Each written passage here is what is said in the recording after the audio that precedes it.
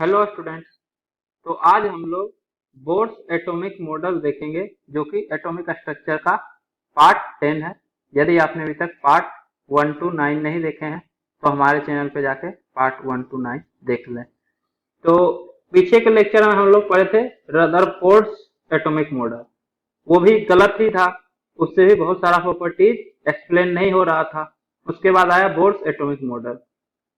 तो ये जो है सिर्फ सिंगल इलेक्ट्रॉन वाले एटम या आयंस के लिए वैलिड होता है। बोर्स एटॉमिक मॉडल जो है सिर्फ सिंगल इलेक्ट्रॉन वाले एटम या फिर सिंगल इलेक्ट्रॉन वाले आयन के लिए वैलिड होता है। जैसे हाइड्रोजन एटम हो गया, तो हाइड्रोजन के पास एक ही इलेक्ट्रॉन होता है। हीलियम, तो हीलियम एटम के पास दो इलेक्ट्रॉन होता है। तो अगर इससे एक इलेक्ट्रॉन निकाल दे, मतलब हीलियम प्लस आयन, तो एक ही इलेक्ट्रॉन बचेगा।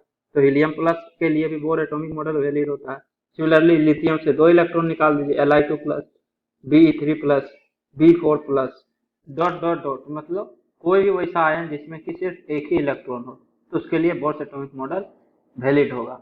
अब इसका बेसिक पोस्टुलेट्स क्या है? तो बोर्स के द्वारा बोला गया कि electrons in an atom revolves around nucleus in certain circular orbit called stationary orbit. If electron continue to move in such orbit it can not lose its energy. तो Bohr's के द्वारा ये एज्यूम किया गया कि कुछ स्टेशनरी ऑर्बिट होता है जिसमें कि अगर इलेक्ट्रॉन रिवॉल्व करे इस स्टेशनरी ऑर्बिट में तो ये अपना एनर्जी लूज नहीं करता है। कहने का मतलब Maxwell theory of electromagnetic wave जो है इसको एक्सप्लेन नहीं करना पड़ेगा। इसके अकॉर्डिंग तो होता है कि चार्ज एक्सिलरेटेड पार्टिकल अगर है तो वो इलेक्ट्रोमैग्नेटिक वेव इमिट करेगा, तो इलेक्ट्रोमैग्नेटिक वेव अगर इमिट करेगा तो एनर्जी लूज करेगा। लेकिन बोर पहले ही एज्यूम कर लिए कि इलेक्ट्रॉन जो है न्यूक्लियस के अराउंड वैसे सर्कुलर ऑर्बिट में रिवॉल्व करता है जो कि स्टेशनरी ऑर्बिट रहता है। और अगर स्टेशनरी ऑर्बिट में इलेक्ट्रॉन कंटिन्यू रिवॉल्व करते रहे तो वो अपना एनर्जी लूज नहीं करेगा। If electron continue to move in such orbit it can not lose its energy. इसके बाद सेकेंड पॉइंट है, for stationary orbit angular momentum of an electron is given by following formula. तो stationary orbit में जो है angular momentum of electron का formula होता है NH/2π, जहां पे n ऑर्बिट नंबर को रिप्रेजेंट कर रहा है। अगर इलेक्ट्रॉन फर्स्ट ऑर्बिट में रिवॉल्व करेगा तो n इक्वल टू 1 हो जाएगा। तो फर्स्ट ऑर्बिट में रिवॉल्व करने वाले इलेक्ट्रॉन का एंगुलर मोमेंटम होगा h/2π। सिमिलरली अगर सेकेंड ऑर्बिट में रिवॉल्व करेगा तो एंगुलर मोमेंटम होगा 2h/2π। सिमिलरली थर्ड ऑर्बिट में अगर रिवॉल्व करेगा तो होगा 3h/2π। इस तरह से nth ऑर्बिट में अगर इलेक्ट्रॉन रिवॉल्व कर रहा है तो उस इलेक्ट्रॉन का एंगुलर मोमेंटम होगा NH/2π, जहां पे n ऑर्बिट नंबर को रिप्रेजेंट कर रहा है और h प्लैंक्स कांस्टेंट होता है। और ये mvr के इक्वल होगा। ये वाला फॉर्मूला आप एंगुलर मोमेंटम का पढ़िएगा फिजिक्स में, जब आप RBD chapter rigid body dynamics पढ़िएगा तो वहां पे देखिएगा एंगुलर मोमेंटम इक्वल टू होता है mvr, जहां पे m जो है मास होता है किसी भी सब्सटेंस का जिसका एंगुलर मोमेंटम फाइंड आउट करना है, और उसका वेलोसिटी v होता है, और r जो है किसी पॉइंट के अबाउट एंगुलर मोमेंटम निकालना होता है। उस पॉइंट से डिस्टेंस कितना है वो r होगा mvr। तो यहाँ पे r जो है रेडियस होता है, मतलब सेंटर जो पॉइंट होता है न्यूक्लियस से कितना रेडियस है, मतलब कितना डिस्टेंस पे इलेक्ट्रॉन है। तो इस पॉइंट से इलेक्ट्रॉन का जितना डिस्टेंस होगा ये r है, तो mass of electron into velocity of electron in that orbit into r। Angular momentum का फॉर्मूला ही होता है mvr। तो किसी भी इलेक्ट्रॉन का एंगुलर मोमेंटम आप mvr से निकाल सकते हैं। m जो है मास ऑफ इलेक्ट्रॉन होगा और उस ऑर्बिट में इलेक्ट्रॉन का क्या वेलोसिटी होगा, वेलोसिटी और r उस ऑर्बिट का रेडियस क्या है, मतलब सेंटर से जो डिस्टेंस होगा। तो mvr जनरल फॉर्मूला है, और ये फॉर्मूला दिया गया कि किसी भी स्टेशनरी ऑर्बिट में एंगुलर मोमेंटम इलेक्ट्रॉन का आप इस फॉर्मूला से निकाल सकते हैं NH/2π। तो ये दोनों इक्वल होना चाहिए, तो NH/2π इक्वल टू mvr। यहाँ से आप बोल सकते हैं कि एंगुलर मोमेंटम ऑफ इलेक्ट्रॉन जो है ये क्वांटाइज्ड होगा। हमेशा किसी कांस्टेंट वैल्यू के इंटीग्रल मल्टीपल में आप एंगुलर मोमेंटम को रिप्रेजेंट कर सकते हैं। h/2π कांस्टेंट वैल्यू है, इस कांस्टेंट वैल्यू के इंटीग्रल मल्टीपल में एंगुलर मोमेंटम रहेगा। mvr का वैल्यू हमेशा h/2π इंटू n। अब n ऑर्बिट नंबर है, या तो फर्स्ट ऑर्बिट होगा या सेकंड ऑर्बिट होगा या थर्ड ऑर्बिट होगा, हमेशा इंटीजर ही होगा। तो इंटीग्रल मल्टीपल ऑफ h/2 में आप एंगुलर मोमेंटम को रिप्रेजेंट कर सकते हैं, इसलिए ये क्वांटाइज्ड कहलाएगा। ऑर्बिट एंगुलर मोमेंटम इसको L से रिप्रेजेंट करते हैं और एंगुलर मोमेंटम को L से रिप्रेजेंट करते हैं। तो ऑर्बिट एंगुलर मोमेंटम का फॉर्मूला हो जाएगा mvr। अगर किसी इलेक्ट्रॉन का वेलोसिटी पता है, जैसे इलेक्ट्रॉन जो है किसी ऑर्बिट में रोटेट कर रहा है, तो उस ऑर्बिट का इलेक्ट्रॉन अगर पता है कि वेलोसिटी ऑफ इलेक्ट्रॉन क्या होगा और उस ऑर्बिट का रेडियस पता है, तो आप इस फॉर्मूला से orbit angular momentum find out कर सकते हैं mvr। नहीं तो कौन सा ऑर्बिट है ये अगर पता है तब भी आप निकाल सकते हैं, nh/2 दोनों इक्वल ही होगा, तो किसी भी फॉर्मूला से आप निकाल सकते हैं। जहां पे v जो है वेलोसिटी ऑफ इलेक्ट्रॉन होगा, n आपका ऑर्बिट नंबर होता है, h जो है ये वाला h ये तो प्लैंक्स कांस्टेंट है, और m मास ऑफ इलेक्ट्रॉन। ये मास ऑफ इलेक्ट्रॉन तो पता ही होगा आप लोग को, नहीं तो याद कर लीजिए 9.1 इंटू 10⁻31 kg ये मास ऑफ इलेक्ट्रॉन होता है। इसके बाद थर्ड पोस्टुलेट है, इलेक्ट्रॉन विल लूज और gain energy only when it jumps from one orbit to another. तो इलेक्ट्रॉन जो है अगर एक ऑर्बिट से दूसरे ऑर्बिट में जंप करता है तो ये एनर्जी या तो लूज करेगा या गेन करेगा। आगे जब लेक्चर हम लोग कंटिन्यू करेंगे तो देख लेंगे कि किस केस में एनर्जी लूज करता है या एनर्जी गेन करता है, वो किस बात पर डिपेंड करता है। बस अभी ध्यान रखिए कि दो ऑर्बिट के बीच में एनर्जी गैप जितना रहेगा उतना ही एनर्जी या तो लूज करेगा या उतना ही एनर्जी गेन करेगा। जैसे क्या होता है कि मान लीजिए कि ये आपका फर्स्ट ऑर्बिट है और ये वाला सेकेंड ऑर्बिट है। फर्स्ट ऑर्बिट का एनर्जी है -13.6 इलेक्ट्रॉन वोल्ट और सेकेंड ऑर्बिट का एनर्जी है -3.4 इलेक्ट्रॉन वोल्ट। अब अगर कोई इलेक्ट्रॉन फर्स्ट ऑर्बिट में प्रेजेंट है, ठीक है, तो इस इलेक्ट्रॉन का एनर्जी होगा -13.6 इलेक्ट्रॉन वोल्ट। अब ये जंप करना चाहता है, जंप करके सेकेंड ऑर्बिट में जाना चाहता है। तो जब ये सेकेंड ऑर्बिट में जाना चाहेगा तो इसका एनर्जी होना चाहिए -3.4 इलेक्ट्रॉन वोल्ट। तो इसका है -13.6 और इसको होना है -3.4। तो ये 10.2 इलेक्ट्रॉन वोल्ट एनर्जी अगर गेन करेगा तभी ये -3.4 इलेक्ट्रॉन वोल्ट एनर्जी हो सकता है इलेक्ट्रॉन का, और ये जंप करके फर्स्ट ऑर्बिट से सेकेंड ऑर्बिट में जा सकता है। कहने का मतलब इस पे 10.2 इलेक्ट्रॉन वोल्ट का फोटोन स्ट्राइक करेगा, मतलब ये फोटोन से एनर्जी ऑब्जर्व करेगा और अपना एनर्जी -13.6 से -3.4 करेगा और ये जंप करके -3.4 में चला जाएगा। तो इन दोनों ऑर्बिट के बीच में डिफरेंस कितना है? 10.2 इलेक्ट्रॉन वोल्ट का। तो इतना इलेक्ट्रॉन वोल्ट का ही एनर्जी फर्स्ट ऑर्बिट वाला इलेक्ट्रॉन गेन करेगा। और ये कहां से गेन करेगा? तो 10.2 इलेक्ट्रॉन वोल्ट का फोटोन इस पर स्ट्राइक करेगा तो ये 10.2 इलेक्ट्रॉन वोल्ट एनर्जी फोटोन से ऑब्जर्व कर लेगा और सेकेंड ऑर्बिट में जंप कर जाएगा। सिमिलरली अगर सेकेंड ऑर्बिट में है तो -3.4 इलेक्ट्रॉन वोल्ट है इलेक्ट्रॉन का एनर्जी और ये फर्स्ट में आना चाहता है। तो फर्स्ट में आना चाहता है तो इसका एनर्जी होना चाहिए -13.6। तो ये 10.2 इलेक्ट्रॉन वोल्ट एनर्जी लूज कर देगा। इतना लूज करेगा तभी ना इलेक्ट्रॉन का एनर्जी -3.4 पहले से था, इतना और कम गया तो -3.4 -10.2 ये -13.6 हो गया। तो इसका एनर्जी -13.6 हो गया तो ये फर्स्ट ऑर्बिट में आ जाएगा। मतलब 10.2 इलेक्ट्रॉन वोल्ट एनर्जी वाला फोटोन ये इमिट करेगा अगर ये सेकेंड ऑर्बिट से फर्स्ट ऑर्बिट में जंप करता है। तो कितना अमाउंट का एनर्जी लूज करेगा या गेन करेगा, ये जो है दोनों ऑर्बिट के बीच में एनर्जी गैप के इक्वल होगा। जैसे यहाँ पे फर्स्ट ऑर्बिट और सेकेंड ऑर्बिट के बीच में 10.2 इलेक्ट्रॉन वोल्ट का एनर्जी गैप है, तो अगर फर्स्ट से सेकेंड में जाना चाह रहा है तो 10.2 इलेक्ट्रॉन वोल्ट का फोटोन गेन करेगा, और अगर सेकेंड से फर्स्ट में जाना चाह रहा है तो 10.2 इलेक्ट्रॉन वोल्ट एनर्जी वाला फोटोन इमिट करेगा, तभी ये सेकेंड से फर्स्ट में आ सकता है।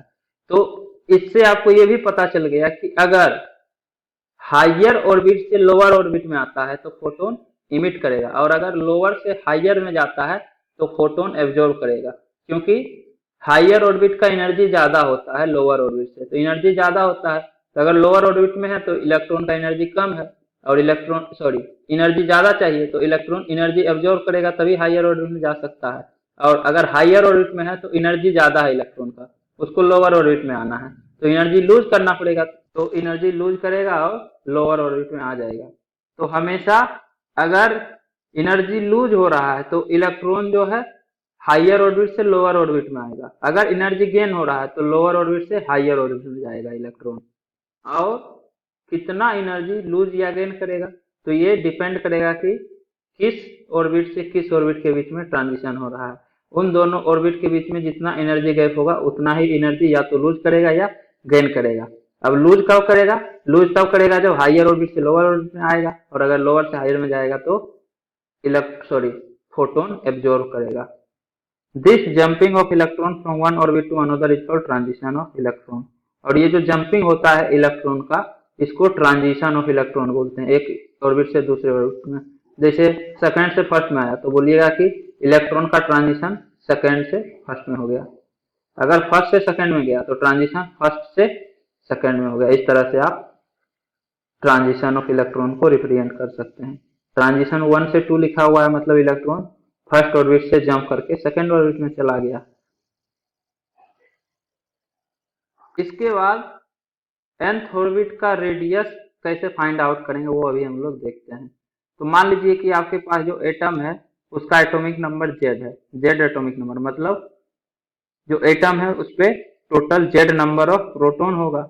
और मान लेते हैं कि nth ऑर्बिट में इलेक्ट्रॉन रिवॉल्व कर रहा है। nth ऑर्बिट में इलेक्ट्रॉन का वेलोसिटी है v, ठीक है। तो कूलम्ब फोर्स ऑफ अट्रैक्शन क्या होगा? यहाँ तो चार्ज Z प्रोटॉन के कारण Ze होगा और इलेक्ट्रॉन पे चार्ज E, तो K Q1 Q2 by R square Coulomb force of attraction होता है।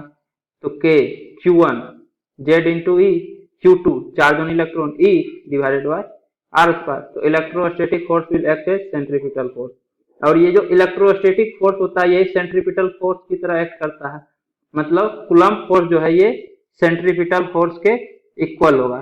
सेंट्रीपिटल फोर्स आप लोग सर्कुलर मोशन में पढ़िएगा फिजिक्स में। तो वहां पे अगर कोई भी पार्टिकल किसी सर्कल में ट्रेवल कर रहा है v वेलोसिटी से और उस सर्कल का रेडियस r है, v वेलोसिटी से ट्रेवल कर रहा है और उस सर्कल का रेडियस r है, तो सेंट्रीपिटल फोर्स का फॉर्मूला होता है mv²/r। अभी बस इतना जान लीजिए, डिटेल में आप लोग सर्कुलर मोशन में पढ़ लीजिएगा। तो nth ऑर्बिट का रेडियस मान लेते हैं कि r है, तो Q1 Q2 के बीच में डिस्टेंस भी r² हो जाएगा, रेडियस के बराबर ही रहेगा हमेशा डिस्टेंस, क्योंकि ये सर्कल में ट्रेवल कर रहा है। तो coulomb force K Q1 Z into charge on electron Q2 divided by R square, ये जो है सेंट्रीपिटल फोर्स के इक्वल होना चाहिए। तो अगर कोई पार्टिकल सर्कुलर मोशन में v वेलोसिटी से रिवॉल्व करता है तो सेंट्रीपिटल फोर्स होता है mv² divided by radius of circle. तो ये r रेडियस के सर्कल में मूव कर रहा है तो r से डिवाइड होगा। m जो है मास ऑफ इलेक्ट्रॉन होगा, v जो है velocity of electron in nth orbit होगा। और इसके बाद ये तो आ गया कि r से r कैंसिल आउट हो जाएगा, तो kZe²/r इक्वल टू mv²। और हमको पता है कि angular momentum mvr equal to nh/2π होता है, मतलब angular momentum of nth orbit जो है वो nh/2π होगा। और nth ऑर्बिट में वेलोसिटी हम माने हैं कि nth ऑर्बिट में v है, और सेंटर के अबाउट, मतलब सेंटर से डिस्टेंस r है, तो about point O angular momentum हो जाएगा mv into distance from that point. तो distance from that point r है तो mvr, ये nh/2π। तो यहाँ से आप mv v का वैल्यू लिख सकते हैं nh/2π into mr, v equal to nh/2π mr। यहाँ v का वैल्यू रख लीजिए, kZe²/r equal to m into v equal to this आया तो v² हो जाएगा n²h²/4π² m²r²। अब यहाँ पे अगर आप देखें तो एक r बचेगा, r इक्वल टू हो जाएगा m इंटू n²h²/4π² और इधर आएगा kZe²। अब एक m तो कैंसिल आउट हो जाएगा, तो h²/4π² kE² into n²/z। H square, H constant है, 4 पाई स्क्वायर कांस्टेंट है, मास ऑफ इलेक्ट्रॉन ये भी कांस्टेंट है, के कांस्टेंट है, चार्ज ऑन इलेक्ट्रॉन ये भी कांस्टेंट है। एच होगा 6.6 इंटू 10⁻34, इसका स्क्वायर 4 पाई स्क्वायर लगभग 10 होता है, तो आप इसको 4 पाई स्क्वायर को 40 लिख सकते हैं। Mass of electron 9.1 into 10⁻31 kg, के 9 इंटू 10⁻9। चार्ज ऑन इलेक्ट्रॉन होगा 1.6 इंटू 10⁻19 कूलम्ब। जब आप वैल्यू रख के सॉल्व कीजिएगा तो इसका वैल्यू आएगा 0.529 इंटू 10⁻10 और साथ में n स्क्वायर बाई जेड। तो रेडियस ऑफ nth ऑर्बिट होगा दिस मीटर।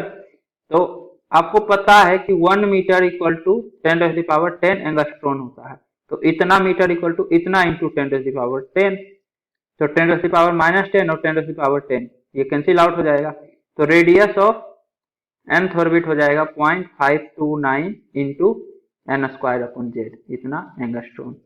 तो बोर्स रेडियस, कोई भी इलेक्ट्रॉन अगर nth ऑर्बिट में रोटेट कर रहा है तो उस nth ऑर्बिट का रेडियस होगा 0.529 n स्क्वायर बाय जेड, जहां पे जेड जो है एटॉमिक नंबर है और n जो है ऑर्बिट नंबर है, कि किस ऑर्बिट में किस ऑर्बिट में इलेक्ट्रॉन रिवॉल्व कर रहा है और उस एटम का एटॉमिक नंबर क्या है। तो यहां से आप nth ऑर्बिट का रेडियस निकाल सकते हैं। ये जो है डायरेक्टली प्रोपोर्शनल होगा n स्क्वायर बाय जेड के। इसके बाद velocity equal to NH upon 2 pi mr, यहाँ से आप वेलोसिटी फाइंड आउट कर सकते हैं। रेडियस का वैल्यू रख दीजिए, रेडियस इक्वल टू ये वाला जो वैल्यू हम लाए थे mn square h square upon 4 pi square m square के जेड ए स्क्वायर, मतलब n square h square upon 4 pi square m के जेड ए स्क्वायर। तो r के जगह रखिए n square h square upon 4 pi square m into के Z E square, 4 pi square m और साथ में के जेड ई स्क्वायर भी था ना। तो यहां से 2 से 2 टाइम्स कैंसिल हो जाएगा, पाई से पाई टाइम्स पाई स्क्वायर जो है कैंसिल आउट हो जाएगा। तो 4 पाई स्क्वायर को 2 पाई से डिवाइड करेंगे तो 2 पाई, m से m cancel out, NH n square h square, तो NH बचेगा। तो 2 पाई के जेड ई स्क्वायर अपॉन NH, ये जो है velocity of nth orbit of electron होगा। अगर इलेक्ट्रॉन nth ऑर्बिट में रिवॉल्व कर रहा है, nth orbit of bourse radius, तो वेलोसिटी हो जाएगा 2 पाई के जेड ई स्क्वायर अपॉन NH। फिर से इसमें 2 पाई के कांस्टेंट है, ई स्क्वायर भी कांस्टेंट है, h भी कांस्टेंट है, तो सिर्फ z by n value constant नहीं है, तो इसको आप लिख सकते हैं 2 pi K E square upon h z by n। सारा कुछ कांस्टेंट है, पता है आपको 9 इंटू 10⁻9 ई जो है 1.6 इंटू 10⁻19 ई स्क्वायर है, h होगा 6.6 इंटू 10⁻34। जब आप इसको सॉल्व कीजिएगा तो इसका वैल्यू आता है 2.18 इंटू 10⁻6। तो वेलोसिटी ऑफ nth ऑर्बिट हो जाएगा 2.18 इंटू 10⁻6 जेड बाई n, इतना मीटर पर सेकेंड। तो अगर nth ऑर्बिट में इलेक्ट्रॉन रिवॉल्व कर रहा है तो आप velocity of electron find out कर सकते हैं इस फॉर्मूला से। Velocity of electron in nth orbit हो जाएगा 2.18 इंटू 10⁻6 जेड बाई n, 6 नहीं यहाँ n होगा, ये गलती से 6 लिखा हुआ है, Z by n metre per second, जहाँ पे जेड एटॉमिक नंबर और n ऑर्बिट नंबर है। वेलोसिटी जो है डायरेक्टली प्रोपोर्शनल होगा जेड बाई n पे। इसके बाद कुछ न्यूमेरिकल प्रॉब्लम है। If radius of third orbit of hydrogen be x, calculate R2 of helium 2 plus. तो थर्ड ऑर्बिट ऑफ हाइड्रोजन का रेडियस x दिया हुआ है, तो R2 मतलब second orbit of helium 2 plus का रेडियस क्या होगा ये आपको बताना है। तो radius of third orbit R3 of hydrogen atom, तो ये हो जाएगा 0.529 into n square, n square है थर्ड ऑर्बिट है, तो 3 का square divided by Z, atomic number hydrogen का 1 होता है, तो ये x के इक्वल होगा, दिया हुआ है थर्ड ऑर्बिट का x, तो x इक्वल टू होगा 0.529 इंटू 9। अब रेडियस ऑफ सेकेंड ऑर्बिट, तो ये हो जाएगा 0.529 into n square, second orbit है तो 2 square, 4 divided by second orbit है तो सॉरी एटॉमिक नंबर 2 है तो एन स्क्वायर बाई जेड तो 2, तो ये होगा 0.529 इंटू 2 और 0.529 इक्वल टू एक्स अपॉन 9 है तो एक्स अपॉन 9 इंटू 2, तो second orbit of helium 2 plus का रेडियस हो जाएगा 2x अपॉन 9। यहाँ x देने का क्या मतलब था? x देने का मतलब है कि x के कंपैरिजन में हीलियम 2 प्लस का क्या रेडियस होगा। अगर डायरेक्ट पूछा जाता आपसे कि radius of second orbit of helium 2 plus ion, तब तो आप फॉर्मूला लगा देते एन स्क्वायर बाई जेड। इसी से x देने का मतलब ही हुआ कि आपको थर्ड ऑर्बिट ऑफ हाइड्रोजन के कंपैरिजन में बताना है कि इसके कंपैरिजन में हीलियम 2 प्लस का सेकेंड ऑर्बिट का रेडियस क्या होगा। तो x का 2/9 टाइम्स रेडियस होगा, मतलब थर्ड ऑर्बिट ऑफ हाइड्रोजन का 2/9 times second orbit of helium 2 plus का रेडियस होगा। Next, velocity of second orbit of helium 2 plus ion x दिया हुआ है, तो first orbit of beryllium 3 plus का वेलोसिटी क्या होगा? तो वेलोसिटी ऑफ सेकेंड ऑर्बिट ये जो है हो जाएगा 2.18 इंटू 10⁶ जेड, एटॉमिक नंबर है 2 और सेकेंड ऑर्बिट है तो n इक्वल टू ही 2 है, तो x इक्वल टू है ये जो है x के बराबर होगा दिया हुआ है, तो x equal to 2.18 into 10⁶ beryllium 3 plus, तो इस केस में वेलोसिटी होगा 2.18 इंटू 10⁶ इंटू जेड, बेरिलियम का एटॉमिक नंबर होता है 4 divided by n, first orbit है तो 4/1, तो ये जो है x इंटू 4। तो अगर second orbit of helium 2 plus में वेलोसिटी x है इलेक्ट्रॉन का, तो बेरिलियम 3 प्लस के फर्स्ट ऑर्बिट में 4x होगा, मतलब 4 गुना वेलोसिटी होगा। इसके बाद टाइम पीरियड ऑफ 1 रिवॉल्यूशन, तो ये हो जाएगा 2πr/v। Time period of 1 revolution क्या होगा? इलेक्ट्रॉन को एक रिवॉल्यूशन लगाने में, एक बार रिवॉल्व करने में कितना टाइम लगता है? तो ये एक बार रिवॉल्व करता है तो 2πr डिस्टेंस ट्रेवल करता है और वेलोसिटी v है, तो टाइम होगा डिस्टेंस अपॉन वेलोसिटी, तो 2πr बाय वेलोसिटी होगा टाइम पीरियड ऑफ 1 रिवॉल्यूशन। तो 2π इंटू रेडियस जो है 0.529 ये भी कांस्टेंट होगा into n square by Z, और वेलोसिटी होगा z अपॉन n, तो n मल्टीप्लाई होगा और z नीचे आएगा, तो टाइम पीरियड जो है वो डायरेक्टली प्रोपोर्शनल होगा n³ अपॉन जेड स्क्वायर के। इसके बाद नंबर ऑफ रिवॉल्यूशन पर सेकेंड, ये v अपॉन 2πr होगा। कैसे? तो देखिए टाइम पीरियड ऑफ 1 रिवॉल्यूशन का क्या मतलब हुआ? इसका मतलब हुआ कि 2πr अपॉन v, इतना सेकेंड में जो है इलेक्ट्रॉन एक बार चक्कर लगा लेता है, एक रिवॉल्यूशन कर लेता है, तो इतना सेकेंड में एक रिवॉल्यूशन करता है, तो 1 सेकेंड में कितना रिवॉल्यूशन करेगा? तो 1 सेकेंड में 1 divided by 2πr upon v ऊपर चला जाएगा, तो एक सेकेंड में v अपॉन 2πr रिवॉल्यूशन करता है, v अपॉन 2πr, r नीचे ही होगा, तो नंबर ऑफ रिवॉल्यूशन पर सेकेंड कितना होगा? तो नंबर ऑफ रिवॉल्यूशन पर सेकेंड v अपॉन 2πr होगा, एक सेकेंड में v अपॉन 2πr रिवॉल्यूशन करता है, यही होगा नंबर ऑफ रिवॉल्यूशन पर सेकेंड, और इसी को तो फ्रीक्वेंसी बोलते हैं। फ्रीक्वेंसी का डिफिनीशन हम लोग बताए थे, नंबर ऑफ साइकिल पर सेकेंड, एक बार पूरा रिवॉल्व कर लेता है तो एक साइकिल कंप्लीट हो गया, नंबर ऑफ रिवॉल्यूशन पर सेकेंड बोलिए या नंबर ऑफ साइकिल पर सेकेंड बोलिए, और नंबर ऑफ साइकिल पर सेकेंड मतलब फ्रीक्वेंसी, तो frequency equal to v upon 2πr, मतलब टाइम पीरियड का उल्टा, फ्रीक्वेंसी जो है वो 1 अपॉन t के इक्वल होता है, frequency equal to 1 upon t, यहाँ से देख लीजिए आप आ भी रहा है, t का उल्टा v अपॉन 2πr, मतलब टाइम पीरियड अगर n³ अपॉन जेड स्क्वायर के डायरेक्टली प्रोपोर्शनल है तो frequency Z square upon n³ के डायरेक्टली प्रोपोर्शनल होगा। इसके बाद एक क्वेश्चन है, frequency of second orbit of Li2 plus, ये x दिया हुआ है, तो frequency of third orbit of Be3 plus क्या होगा? x के टर्म में बताना है, तो मान लेते हैं कि frequency f1 upon f2 equal to होगा z1 square upon n1³ divided by z2 square upon n2³, जहाँ पे f1 दिया हुआ x, f2 फाइंड आउट करना है, x upon f2, z1 atomic number lithium का 3 होता है, तो 3 square divided by N1 second orbit है तो 2 का cube divided by Z2 beryllium है तो 4 square divided by N2 3 cube, तो ये हो जाएगा x/F2 इक्वल टू 3 इंटू 3, और ये 3 क्यूब ऊपर चला जाएगा तो into 3 into 3 into 3 divided by 2 cube 2 into 2 into 2 into 4 into 4 square. ये जो है